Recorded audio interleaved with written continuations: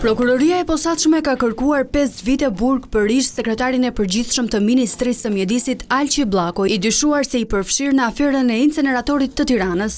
Çështja ndaj tij u kthye për rigjykim në korrik dhe SPA kërkon që Bllako të dënohet për korrupsion pasiv të funksionarëve të lartë në 2 episode. Nëse gjykata pranon kërkesën e prokurorisë, dënimi përfundimtar pas gjykimit të shkurtuar do të jetë 3 vite e 4 muaj burg, ndërsa për 5 vite ai nuk do të ketë drejt të mbajë asnjë funksion publik.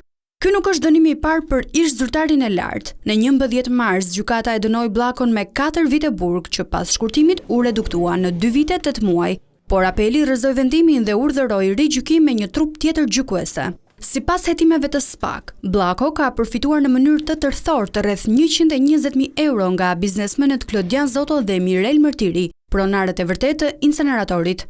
Bllako është dënuar më parë me vendim të formës së prerë edhe për inceneratorin e Elbasanit me 2 vite 8 muaj burg, ndërsa dosja për inceneratorin e Fierit është rikthyer për rigjykim nga apeli i GKK-s.